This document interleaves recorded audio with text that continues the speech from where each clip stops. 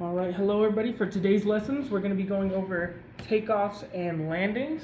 For our references for today, we're going to be using the Airplane Flying Handbook, the PHAC, and the CAU Maneuver Standard. So to start off, let's look at normal takeoffs. Normal takeoffs are going to be our standard takeoffs. That's what we're going to use to learn and begin our flights. So how do we do it? We're going to add full power, maintaining center line as we come onto the runway. Full power, rolling off at our rotate speed for our aircraft is about 55. Lifting off and then climbing at either VX or VY depending on what is asked or what you want to do, and continuing that climb. Normal takeoffs are pretty simple. There's a lot that happens really fast, but once you understand that it's just simply lights, camera, action, boom, and roll off, it's very simple. So, what else can we use? Instead of normal takeoffs, we learn soft field and short field. So, why might we do a soft field? We want to do a takeoff on soft ground. For example, look at the Alaskan bush pilots that will land right beside a lake or right on the side of the mountain. They have to land on either they have to land on snow, dirt, any mud, anything like that. So we have to use different procedures for that different traction and different ground. So, how do we do it? We accelerate smoothly with flaps at 10, lift the nose wheel up ASAP. We want to keep that nose wheel clear off the ground because, again, if that traction gains on that nose wheel and anything happens to where we get buried into the mud, we risk pushing that nose forward and pushing the prop into the ground. So, lifting that nose wheel up as soon as possible, lift off, and we're going to level and ground effect. If we're keeping that nose wheel high, odds are we're going to take off sooner than we probably should, so we want to build up that airspeed within ground effect. Accelerating to 60 and then clearing flaps with positive rate. As we accelerate, we want to pull up with positive rate. If we have positive rate and 60, we're able to clear our flaps. Without positive rate, if we clear our flaps, we might bring the aircraft down a bit, or we might not climb at all. And the lower we are at the ground, the riskier it is. So why not ensure positive rate and clear those flaps with that? Then simply climbing at VX or VY, again dependent on what you want to do. Short field takeoffs, we use those to take off sooner. Short field takeoffs are what the airlines use, what we could even use on smaller airports and smaller runways. So, how do we do it? We use the maximum amount of runway. Runways with displaced thresholds, we're able to taxi and take off on the displaced threshold, but for simulation purposes, here at Bakersfield, we often use the numbers, lining up with those and then adding that 10 degrees of flaps. Now we're going to hold the brakes and essentially kind of do what some would call a burnout. But for us, we're going to hold those brakes and maintain full power. Once full power is established, we see the RPMs in the green. That means the prop spinning at its maximum performance. We're going to let go of those brakes, and now we're going to start rolling pretty fast.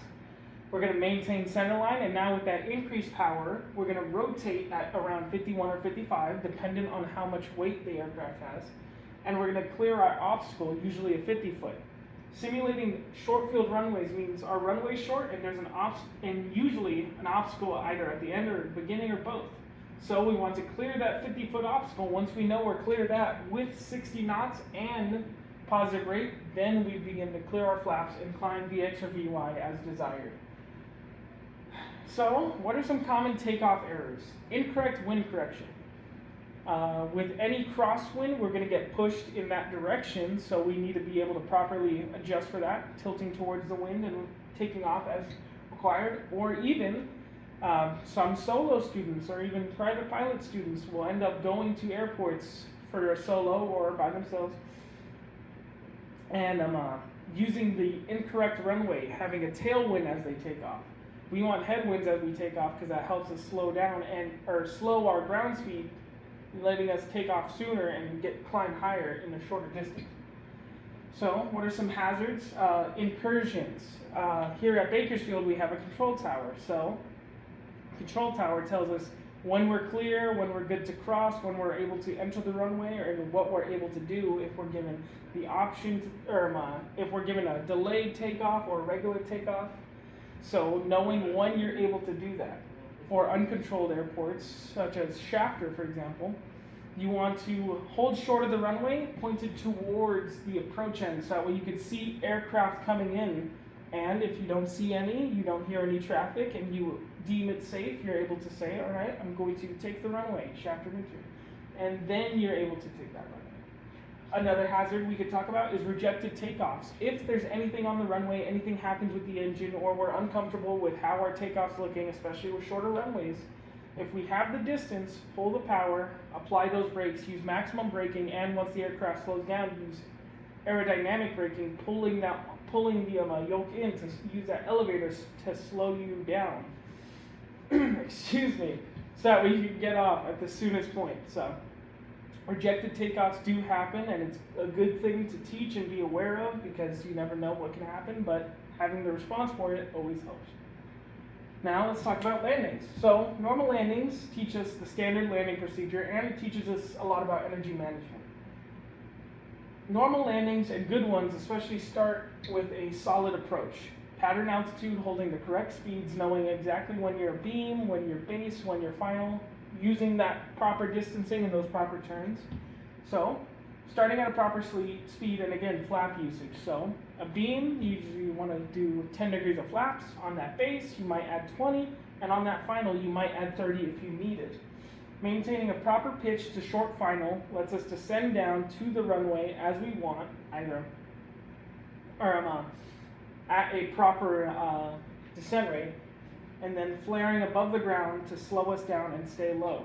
As we enter ground effect, the aircraft doesn't want to go down. It gets generates more lift, so it wants to fight landing on the ground. Using that flare helps us slow us down and then stay low to land that aircraft. Flare too much, you might climb out of that ground effect and you might oscillate and porpoise. Don't flare enough and you're going to come in too steep and slam onto the ground. So learning that flare is just something that takes time, takes proper understanding, and something that every pilot eventually gets. Now, let the plane come down. Again, so as you flare, once you hold that proper flare, let the aircraft descend down and land onto the runway. Rolling, as you slow down, get off the nearest point, and you're good. Soft field landing. So again, just like the soft field takeoff, we want to land safely on soft runways. And again, like the soft field takeoff, it's different procedure because of the runway we're using, because of that dirt, that mud, anything that we can gain traction on and get onto the ground that could stop us. So, same as a normal approach as well. As we're coming in, you want to shoot it just as a normal approach, using a bit of extra power during the level off that keeps the plane airspeed slowly dissipating. So that extra power is going to help you maintain that level off, and as you're coming down, that airspeed is going to slowly bleed off, because a normal approach, our airspeed slows down and we touch down. With this, we want to keep that airspeed and let it slow down as slow as possible till those mains barely touch, and you'll hear those tires track onto the ground and roll, keeping that, or letting the plane come down smooth and keeping the mains on the ground with the nose wheel light, because again, we don't want that nose wheel to slam down, grab traction, and then bring our nose down. Using minimal braking, because if we use braking, again, that slams us into the ground. So with soft fields, the whole point of the procedure is to land soft and land on those mains. For short field landings, those are used for shorter runways or obstacles. So let's say this is the runway, there's trees right here. We have to fly over the trees, then bring it in for that soft field or short field landing. So how do we descend down that steep? We use a lower speed approach. Usually for our aircraft, we're approaching at 61, having a steeper descent rate and staying clear of that obstacle. So once we're clear, we're going to use that 61, helping the aircraft come down pretty fast, but we want to stay stable. We don't want to descend down too fast. And then using power to help us level off, and then pulling power on the round out properly to land on the point we want. Usually these will be the 1,000-footers, they could be the runway numbers, they could be any point picked, but the whole point of a short field procedure, especially for practice, is landing perfectly on that point and then using maximum braking, because again, we don't have a lot of runway length. We want to slow down as much as possible and get off as soon as we can. For power off 180s, these commercial maneuvers are great for emergencies and proper understanding of energy management. So how do we do it? A beam our point, either the 1,000-footers, the numbers, or whatever you deem. You want to pull power and maintain glide, similar to an engine failure. The whole point about a power off 180 is that energy management. We don't have enough, or we don't have throttle to add more power to bring us up in altitude. So we only have the perfect amount of altitude that we get from our beam and then the rest of the descent. So with that, we might need a steeper bank for our base, or even a base and continue that base over to pointing towards our final, using flaps to control our descent rate over power. So as we come in, we're having no power, so we're going to have to maintain that 68 using trim to help us hold that glide. As we're coming in, we're going to turn in smooth, nice and easy. We don't want to overturn because that will make our turns sharp and make us lose airspeed. So as we're coming in, using those flaps to help us descend down, and once we get to that flare point, nice easy flare.